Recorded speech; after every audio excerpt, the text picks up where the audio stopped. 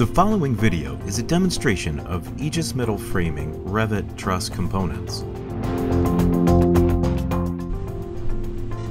The Aegis metal framing truss is made up of the chord shape, the connector plate shape, and the web shape.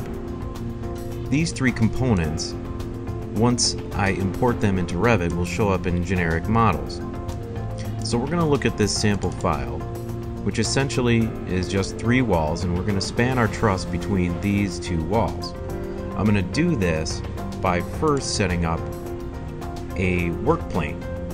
And I just drew a work plane in the side view and named it. It's important that you name it.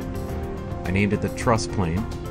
So now, when I look at this, I am going to grab the bottom chord as a first step. I'm going to drag it out onto the shape.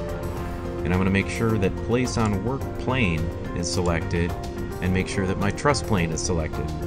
So all that's going to do is place the truss on that predetermined plane. So I'm going to start from right to left. I'm going to start right at the bearing point. I'm going to drag it all the way across to the other side. Then using the same component, I'm still all set up on the same work plane. I'm going to select this peak, which I drew some reference lines. They're not totally necessary. The center line is pretty important, however, obviously, if you want it to be a symmetrical truss. So I'm going to hit that right there. And I'm going to drag it down just so I get close, and then I'll come in and adjust it. I don't want this to cross the center line, so I'm going to make sure that it's just right there. Then I'm going to move over to the heel here and move this top chord so it's just touching the bottom chord. Then I come in to my J plate and I'm going to choose this 5.25 inch, 5 1/4 inch long or inch high J plate, and if I touch just right here at the base, it's going to draw that for me right in the right spot. Now that I have those two components, what I'm going to do is select the top chord and the J plate together, holding down the control key, and I'm going to say mirror, and I'm going to choose that center line just to mirror it to the other side.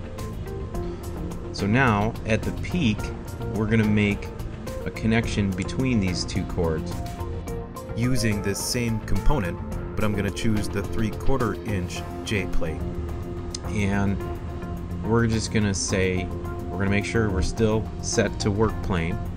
We're still on the same reference plane, which is nice. So I'm just going to grab this and bring it across, connecting the two together. And what you're going to see is that this shape fits inside of these two chords.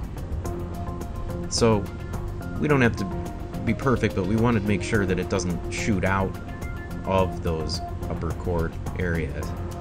So now that that's in place, all that's left is our webs that go between. So I'm going to pick this 30 USW.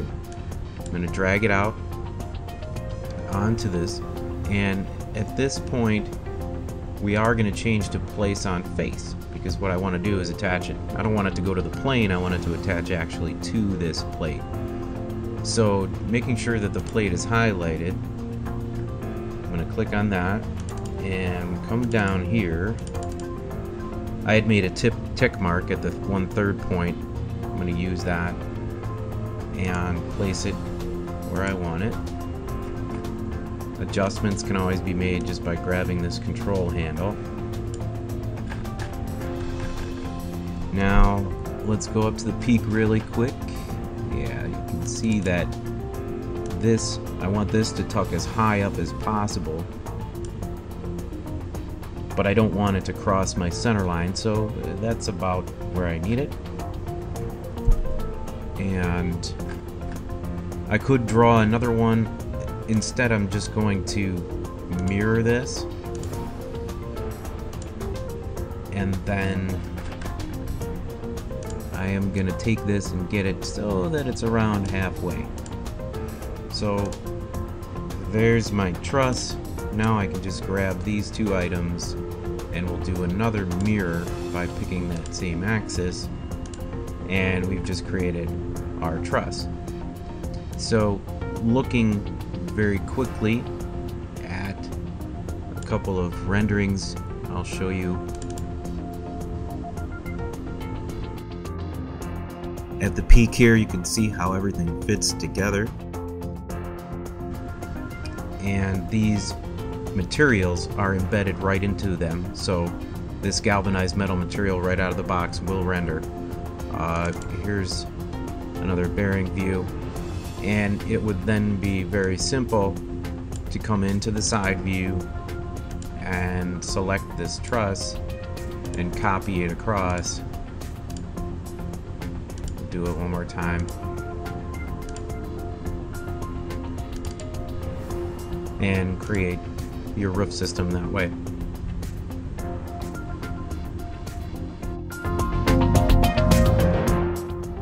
To use these components, visit aegismetalframing.com.